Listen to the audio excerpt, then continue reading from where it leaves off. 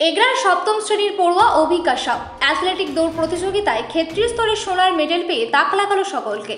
আগামী দিনে জাতীয় স্তরের প্রতিযোগিতায় অংশ নিচ্ছে অভিকা, ফলে জাতীয় স্তরের ক্রীড়া প্রতিযোগিতায় সুযোগ পেয়ে নজির পড়ল সপ্তম শ্রেণীর এই ছাত্রী। বর্তমানে সময়ে গ্রামের মেয়েরাও বিভিন্ন খেলাধুলায় চমকে দেওয়ার মতো পারফরমেন্স তুলে ধরছে। তারই নিদর্শন রাখলো দৌড় প্রতিযোগিতায় এগরার মেয়ে অভিকা সাউ। বাড়ির সবাই আদরে ডাকে বিনি বলে। তার এই সাফল্যে উচ্ছ্বসিত স্কুলের শিক্ষক শিক্ষিকা থেকে পরিবারের সকলে। অভিজ্ঞার বাড়ি এগরা পৌরসভার 5 নম্বর ওয়ার্ডের। খুব ছোট থেকেই খেলাধুলার প্রতি ভীষণ ঝোঁক অভিজ্ঞার। খেলাধুলার পাশাপাশি নাচ গান পড়াশুনোয় সমান পারদর্শী। এগরা সরস্বতী শিশু মন্দির স্কুলের ছাত্রী অভিজ্ঞা। এই সাফল্যে ভীষণ খুশি শিক্ষক শিক্ষিকা থেকে সকলেই। স্কুলের প্রধান শিক্ষক প্রণবেশকর মহাপাত্র বলেন, ভীষণ ভালো লাগছে অভিজ্ঞার এই সাফল্যে। সামনে জাতীয় স্তরে খেলবে অভিজ্ঞা। ওখানে ভালো ফল করতে পারলে দেশের হয়েও খেলার সুযোগ রয়েছে। তার উজ্জ্বল ভবিষ্যৎ কামনা করি। পাশাপাশি স্কুলের পক্ষ থেকে অভিজ্ঞাকে মিষ্টি মুখ করিয়ে দেন প্রধান শিক্ষক। অভিজ্ঞার মা অনিন্দিতা সাউ সাসমল জানিয়েছেন, আমরা খুবই আনন্দিত এবং গর্বিত। প্রথমবার এত বড় সুযোগ পাচ্ছে, এটা আমাদের কাছে আনন্দের। প্রত্যেক দিন সকাল 4টে থেকে 7টা পর্যন্ত 3 ঘন্টা মাঠে প্র্যাকটিস করত। ওর বাবা ওকে ভীষণ উৎসাহিত করে। ওর কোচ রঞ্জিত ঘোড়াই ওকে যথেষ্ট ভালো প্রশিক্ষণ দিয়েছে। আমাদের আশা আরও অনেক আগে যাবে। সেই চেষ্টা আমরা মা বাবা হিসেবে অবশ্যই করব। 30 থেকে 31 অক্টোবর ব্যাঙ্গালোরে জাতীয় স্তরে অংশগ্রহণ করছে অভিজ্ঞা। এলাকাবাসীর কাছে তার সাফল্যের জন্য আশীর্বাদ প্রার্থনা করেন পরিবারের লোকেরা। ইউথ বেঙ্গল স্পোর্টস একাডেমির কোচ রঞ্জিত ঘোড়াই, যিনি অভিজ্ঞার কোচ ও বটে, তিনি জানিয়েছেন, আমরা ভীষণ গর্বিত অভিজ্ঞার জন্য। এর আগেও East Bengal meet, Mohun Bagan meet, city club meet সহ জেলা ও রাজ্য স্তরের খেলায় সুনাম অর্জন করেছে। সামনে জাতীয় স্তরে খেলতে যাচ্ছে, এটা দারুণ খুশির ব্যাপার। ওর সাফল্য কামনা করি। ওর আশে আমরা আছি। আমি চাই ও জীবনে আরো বড় প্ল্যাটফর্মে খেলে সম্মান ও খ্যাতি অর্জন করুক। কেমন লাগছে? খুবই ভালো লাগছে। আমার এতদিনে পরিশ্রম সফল হয়েছে। এই যে এর বেশি কার কার অবদান রয়েছে আপনার? প্রথমত আমার বাবা মা, আর তারপরে রয়েছেন আমার কোচ, আমার স্কুলের শিক্ষকরা, ওনারা সাহায্য করেছেন। কতক্ষণ ধরে সময় দিতে? পড়াশোনার জন্য বেশি সময় দিইনি, বাট 3 ঘন্টা সকালবেলা। ট্রেনার কতক্ষণ আপনার ট্রেনিং করান? ট্রেনার কতক্ষণ ধরে ট্রেনিং করান? আমাকে 3 ঘন্টা, কতবার? বিকালে করতাম আর সকালে।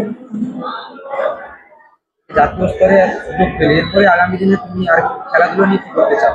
কি ইচ্ছে আছে? খেলাধুলায় এই যে অ্যাথলেটিক হতে পারি, আমি দেশের জন্য কিছু করতে পারি, দেশের নাম উজ্জ্বল করতে পারি, বাবা মার নাম উজ্জ্বল করতে পারি। আমার নাম অভিজ্ঞা সাউ, কোন ক্লাসে? 7। খুব ভালো লাগছে। আর এটাও ভালো লাগছে যে সম্পূর্ণভাবে ওদের যথেষ্ট যোগ্যতা বা চেষ্টা রয়েছে বলেই ওরা আজকে এই জায়গায় পৌঁছতে পেরেছে। ধরুন আমি গিয়েছিলাম সঙ্গে, এটা ঠিক একটা মেন্টাল সাপোর্টের জন্য, তবে যা কিছু করেছে সম্পূর্ণ তারা নিজেরা করেছে। এটা যদি আজকে ওরা সেকেন্ড বা থার্ড বা অন্য কিছু হয়ে আসতে পারতো, তাহলে ওরা ন্যাশনালে সেই চান্সটা পেতো না। সেভাবে আমি বলবো যে সম্পূর্ণ আমি যতটুকু না করেছি সবটুকু কৃতিত্ব আমি দেব ওদের দুজনকেই। তার থেকেও বড় কৃতিত্ব দেব যে আমাদের প্রধান আচার্যদেব মহাশয়কে, কারণ ওনার হাত না থাকলে ওরা কেন, আমরা নিজেরাও পৌঁছতে পারতাম না ওই জায়গায়। আজকে আমি যদি ওখানে গিয়েছি শুধুমাত্র সেটা প্রধান আচার্যদেবের জন্য।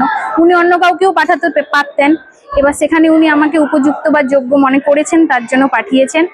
আর আমি খুবই খুশি হয়েছি, এতটাই খুশি হয়েছি যে ওদেরকে সবসময় দিদিমণি কম বন্ধুর মতোই ভালোবেসেছি।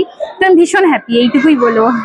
আর যাতে ওরা আগে ওদের আরো উজ্জ্বল ভবিষ্যৎ হয় তার চেষ্টা করব। আমার নাম নীলাঞ্জনা মহাপাত্র দাস। আগে স্কুল শিক্ষিকা। কেমন লাগছে? আমাদের ভীষণ ভালো লাগছে। আমরা ভীষণ গর্বিত যে অভিজ্ঞা এর আগেও বিভিন্ন স্টেটও খেলেছে, মোহনবাগান মিট খেলেছে, ইস্ট বেঙ্গল মিট খেলেছে, সিটি ক্লাব মিট খেলেছে, কলকাতা মিটগুলোও খেলেছে। তো আমাদের ভীষণ ভালো লাগছে। ও তার যেটা প্ল্যাটফর্ম বা তার সামনে যেটা ওর টার্গেট আছে সেটাকে অ্যাচিভ করুক, এবং ওর যেটা আইডেন্টিটি ও সবার কাছে তুলে ধরুক। আমাদের কাছে খুব গর্বের ব্যাপার। অভিজ্ঞা শুধু অভিজ্ঞা নয়, আরও আমাদের কয়েকজন যারা আছে অ্যাথলেটিক্স, আমাদের আরও এসএসসি জিডি বা আর্মির কিছু ছেলে আছে, ওরা প্রত্যেকেই অ্যাথলেটিক্সে ভালো। আমি চাইবো অভিজ্ঞার মতো ওরাও সামনের দিকে এগাক, আরও নিজেদের বড় বড় মঞ্চে নিজেদের আইডেন্টিটি তুলে ধরুক। আর আমরা এখানে প্র্যাকটিস করি সারা বছর ধরে, আমরা মাঠেই করি। তো বর্ষার সময় আমরা 2-3 মাস মাঠ পাই না, আমরা এরকম রাস্তায় প্র্যাকটিস করি। এইভাবে আমাদের প্র্যাকটিস চলতে থাকে এবং আমরা পৌরসভা সহযোগিতা পাই। আমাদের 6 নম্বর ওয়ার্ডের কাউন্সিলর এক্স কাউন্সিলর যিনি ছিলেন মিন্টুদা তারও সহযোগিতা পাই। আমাদের কয়েকজন যারা গার্ডিয়ান রয়েছেন, যেরকম তাতুদা অভিজ্ঞার বাবা যিনি। অবশ্যই এটা একটা আনন্দের বিষয় আমাদের সকলের কাছে, আমাদের এই শিশু মন্দির পরিবারের কাছে। বিদ্যাভারতীর পড়াশোনার পাশাপাশি তার সহ পাঠ্যক্রমিক যে বিষয়গুলো রয়েছে তাতে বিশেষভাবে জোর দেওয়া হয়। সেই কারণে বিভিন্ন রকম প্রতিযোগিতা হয়, যেরকম বিজ্ঞানের উপরে বিজ্ঞান মডেল, বিজ্ঞান প্রয়োগ, গণিত মডেল, গণিত প্রয়োগ। তার পাশাপাশি সংস্কৃত মহোৎসবও হয়, যেখানে গান বাজনা, আঁকা, মূর্তিকলা এই ধরনের বিষয়গুলি থেকে থাকে, সংস্কৃতি জ্ঞান থাকে। এছাড়াও খেলাধুলার দিকে বিদ্যাভারতীর একটা বিশেষ নজর রয়েছে। সেখানে বিভিন্ন স্তরে, প্রথম বিদ্যালয় স্তর, তারপরে আমরা খুবই আনন্দিত এবং গর্বিত। অনেক দিন ওর ইচ্ছে ছিল যে কিছু একটা করবে। ওর যেহেতু খুব ছোট, ওর বয়সটা খুবই ছোট, তাই ওই সুযোগটা ওকে এই প্রথমবারই দেওয়া হলো। আর ওর প্রথমেই খুব ভালোভাবে এগোতে পেরেছে। এটা আমাদের এবং আমার পরিবারের সকলের খুবই আনন্দের বিষয়, এবং ওর স্কুলেরও খুব আনন্দের বিষয় যে স্কুলের ভিত্তিক হয়ে ও কিছু করতে পেরেছে। খেলাধুলা নিয়ে কতক্ষণ চর্চা করতে? হ্যাঁ, ওই সকালে ঘুম থেকে ওঠার পরে 4:30 থেকে চলে যায় মাঠে, আস্তে আস্তে 7টা 7:30 হয়ে যায়। ওইটুকু টাইমের ভিতরে ওই যতটুকুই হয় আর কি। খেলার মাঠ পর্যন্ত পৌঁছে দিত কে বা নিয়ে যেত কে? ওর সবচেয়ে বড় শিক্ষাগুরু হচ্ছে ওর বাবা। যেহেতু প্রত্যেক দিন শীত, গ্রীষ্ম, বর্ষা ওকে নিয়ে যাওয়ার জন্য ওর বাবাই ওকে এনকারেজ করতো, ওকে নিয়ে যেত।